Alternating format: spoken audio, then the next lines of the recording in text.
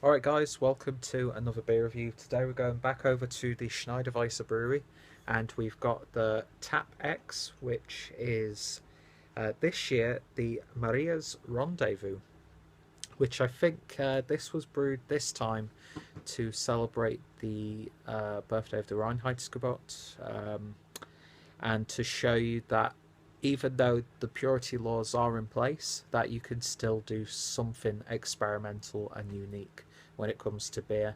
And I think it's named or dedicated to the grandmother or great grandmother of Georg from the brewery.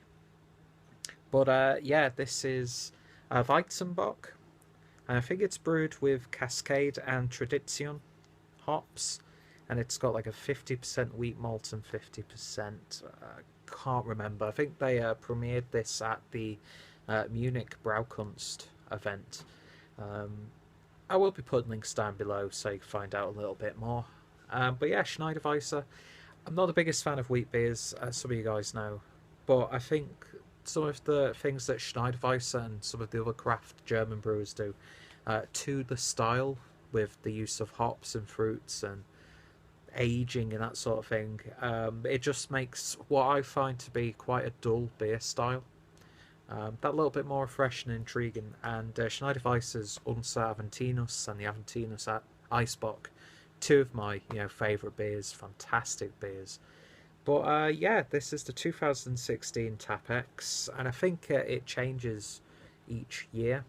And yeah, like I said, it's a Weizenbock clocking in at 10% ABV, and it's presented here in a 375 ml bottle. I think you can also pick up either a 650 or a no, 660 or a 750 ml bottle of this as well. But yeah, widely available even outside of Germany, so there's no reason not to try it. And I think the only other person I've seen reviewed this is Dean from Dean's Beer Reviews, and he absolutely loved it. And from the very basic research that I've done of the beer, I've found that people either really love this beer or find it really disappointing. And yeah, I thought I'd give it a go, especially because it's in a smaller bottle. Because the only other time I've seen it was when it was in the bigger bottle, and it was a little bit more expensive than what I would have liked to have paid for it. But yeah, it can be cellared for later enjoyment, so we'll see what it's like normally. Nice looking label as per usual, and you get a nice little tag around the neck of the bottle, which I will be keeping. It's got a little bit of a spiel from Georg over at the brewery. And yeah, already checked the cap. It's a gold cap, but it's a plain one. It's got a nice sticker going across it. And I'm going to be using my Schneider Weisse glass, even though it's a little bit bigger than the actual bottle itself, but not to worry.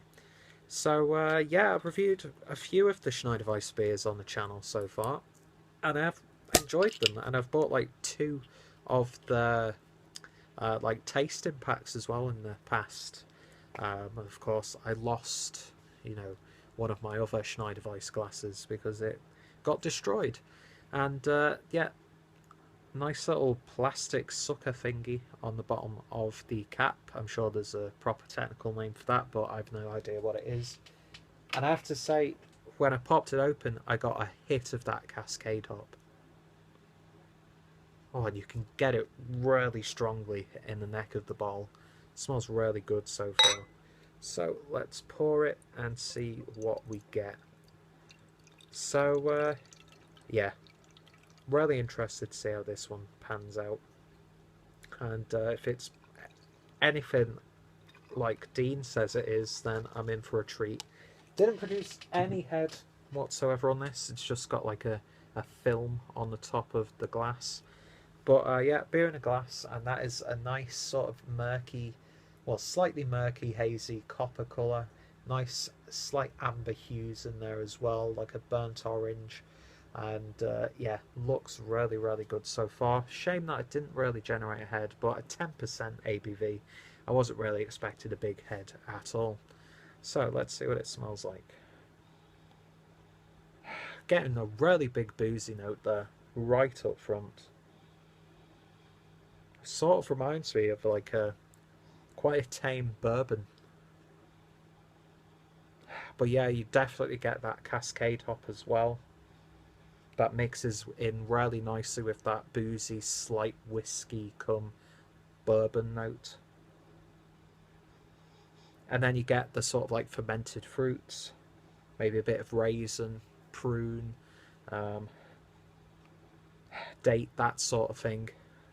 It's got a nice sort of like brown sugar, molasses style sweetness to it as well. And you pick up those malts.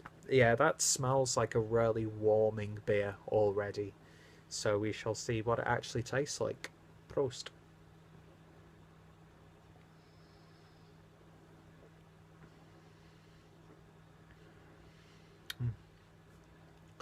First thing I get hit with are those hops. That Cascade hop right up in the forefront. Then you get this sort of like nice caramel flavour that it develops into. And then towards the back end, that alcohol comes in. And it leaves you with a nice, slightly dry finish on the back end. The alcohol is present, there's no doubt about it, but it's not unpleasant and it's not intrusive or anything like that. But it leaves you with a nice warming sensation as it goes down.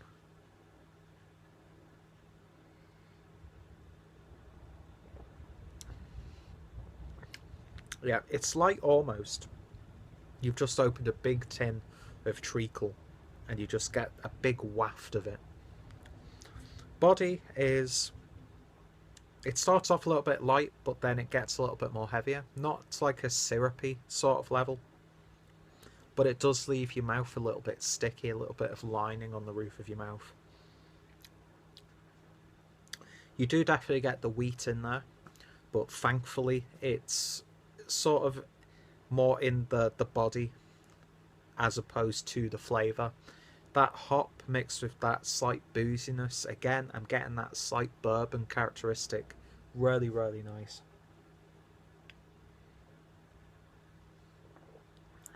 Slight pepper tones in there as well, as if it's been spiced a little. But again, nice and subtle, and it just helps the beer along really, really nicely. This is a very robust beer. There's a lot going on in there. God, my mouth's so sticky now. This is one of those indulgent, take your time beers because you do not want to session a beer like this. And I do like it when these high ABV beers where the alcohol is masked really nicely. But with this, you're going to be sensible with it. You're going to take your time with it. You're going to take little sips. You're going to enjoy each and every one.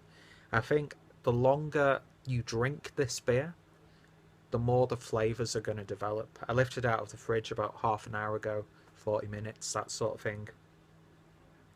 So it wasn't really cold or anything like that. But yeah, they say that you can cellar this and enjoy it at a future date. If you were to like age this for a couple of years, I just want to know how smooth this beer would become. And I'd definitely be interested in picking up another bottle just to purposely put it aside and see how it develops. But I don't have the patience for that. Even though I've got a few barley wines that Ron has sent to me that I haven't drank yet, which I want to save till like my birthday and then a little bit later into 2017. But this is a perfect beer to enjoy fresh, but also to leave for a little while and see how it develops. But yeah, a very, very solidly crafted beer indeed.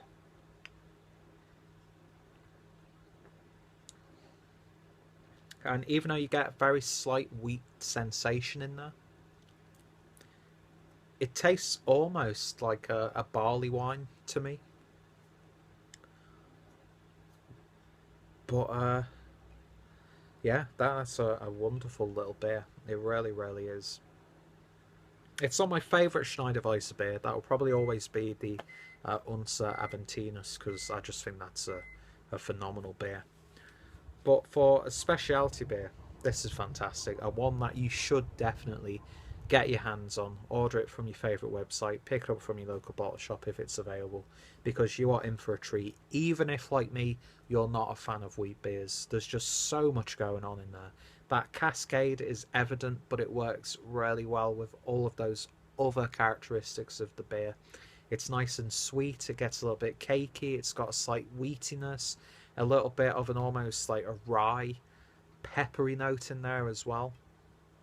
This is one of those things where I could have like 3 bottles and record separate videos all in one evening and probably give you 3 different, um, completely different reviews, because it's that complex but not overwhelming. And yeah, coming up to Christmas, having this on Christmas Day after your Christmas meal, towards the end of the evening when you just want to sit back, relax, and just fester in your own filth because you've been eating all day. This is the perfect beer to end the night with, and that's exactly what I'm doing here.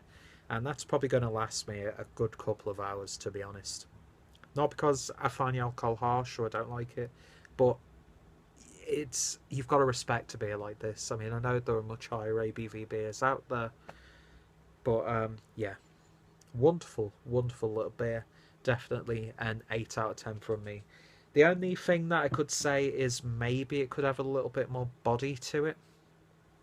Maybe slightly more carbonated as well, just to ease it along a little. But then again, that could be, a detriment to the beer itself. So yeah, a 9 out of 10, and one that you should definitely check out yourselves if you ever got the opportunity to. Check out Dean's review as well. It's a much more concise video than this one, and I'm sure there are other beer reviews online of this one as well. Check out all the links down below. Check out my Schneider Weisse playlist. Give Schneider Weisse a look if you haven't done so already, but I think if you're into your craft beers, real ales and traditional beers, then you'll have at least tried some of the Schneider Weisse stuff. But yeah, highly recommended from me, and yeah, a perfect winter warmer. Great way to start December, and a great way to end December as well. Perfect Christmas. Get a bottle of this for a beer lover, the 750ml bottle, and that's like a great Christmas present. And it's beer that they can enjoy, shelve for a bit, and then enjoy even more. Yeah, a lot going for it. Anyway, waffled on way too long. Thank you guys for watching, and I shall hopefully see you all in the next beer review. See you later, guys.